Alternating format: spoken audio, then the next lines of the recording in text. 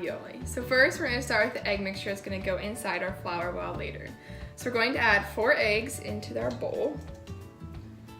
And then we add our water. And then we're gonna add our olive oil. And now we're gonna whisk it together. And now we're making the flour mixture for the dough. So we're gonna add 2 pinches of salt. Stir it together. Now we're gonna pour it on the counter and make a mound.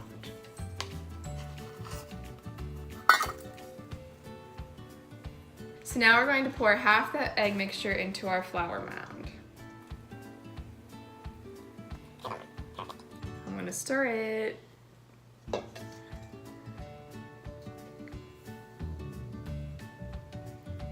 Now we are going to add the rest of the egg mixture. Oh no. So I'm trying to get all the flour absorbed by the egg mixture, but we're amateurs here, so.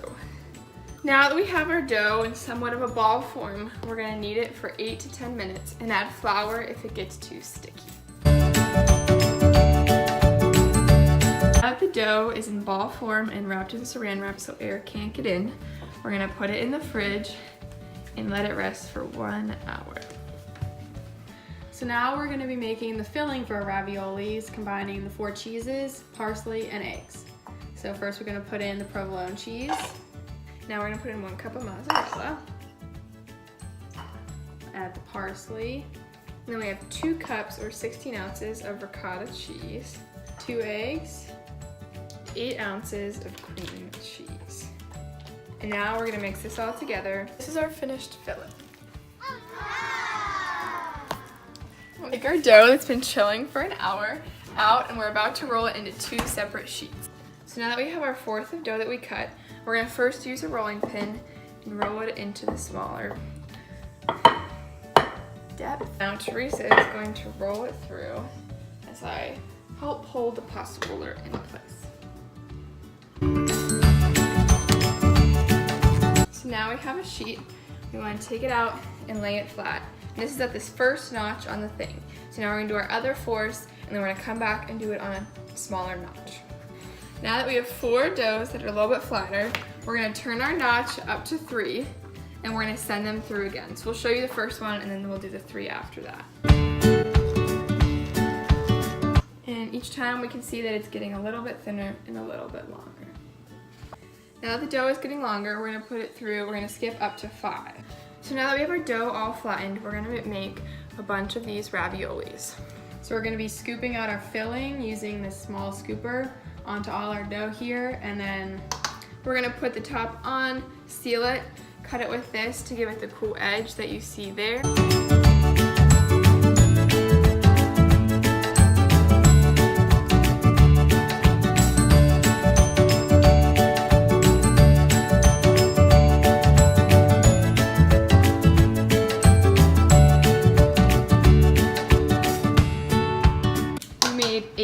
Ones for Serena, Teresa, and I to try, and 32 of the smaller square ones to take for our meal tonight. Now we are going to saran wrap them so they don't dry out before we cook them later. Make sure your water is boiling before you drop in the raviolis. and then place them carefully into the water. After the ravioli have risen to the top and the filling is warm, remove them from the pan onto a greased pan that we can put in the oven. We will cook them at 375 for 6 to 10 minutes.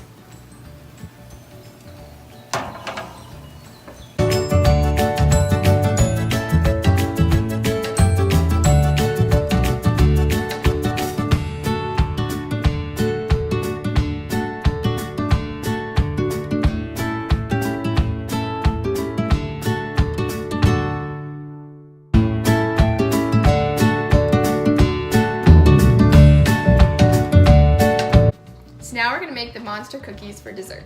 So I'm gonna add 3/4 cup of Crisco. And then 1 cup of brown sugar. And 1 egg, a teaspoon of vanilla, and 1/4 a cup of water. Now we're gonna put it into the KitchenAid mixer and have it mix. This is our wet mixture. We just mixed it in the KitchenAid, and now we're gonna add our dry ingredients, which are 3 cups of oats, 1 cup of flour, 3/4 teaspoons of salt, and 1/2 teaspoon of baking soda.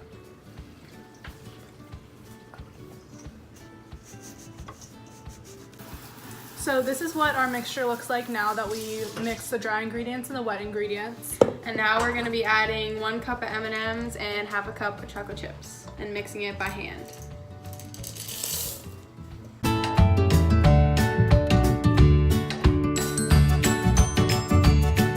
Cook the cookies at 350 degrees for 15 minutes.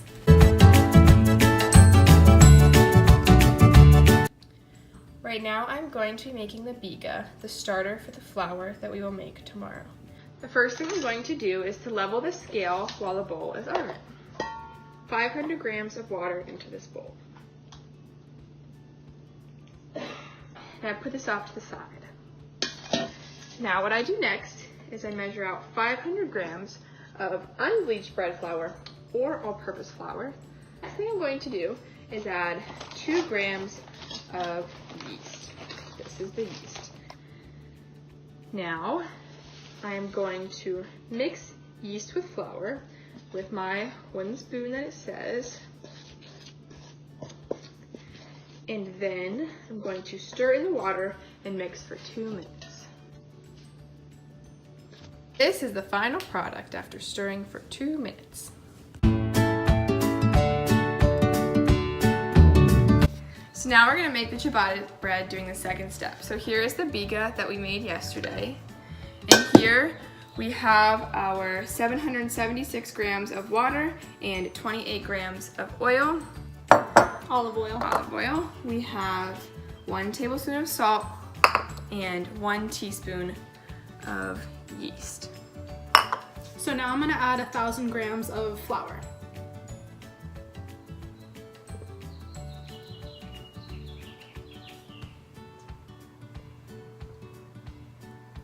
Perfect.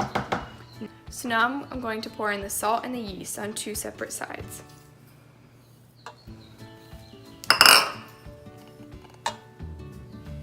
And mix it in with the flour. Now I'm going to add the biga that we made yesterday into the dough mixture.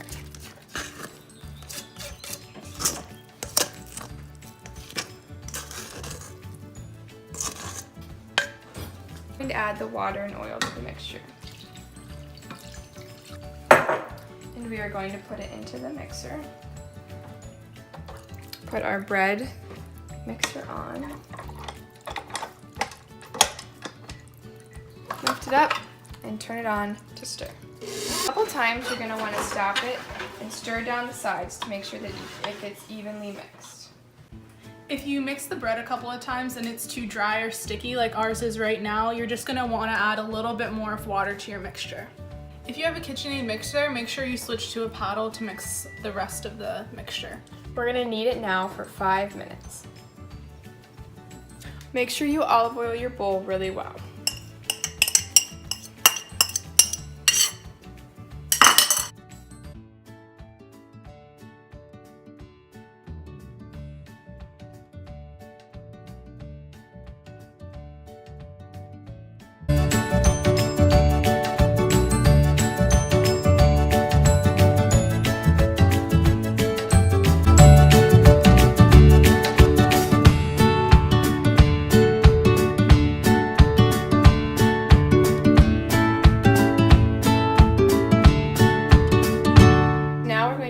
Olive oil over the bread.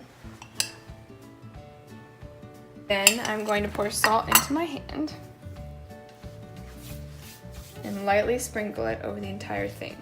If you're a person that likes salt, you can put more on, but you can always add more later. Now we're gonna bake our bread for 30 to 35 minutes at 450 degrees Fahrenheit.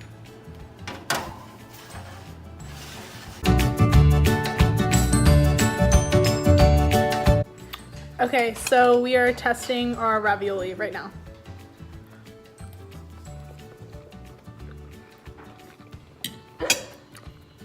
They're pretty good.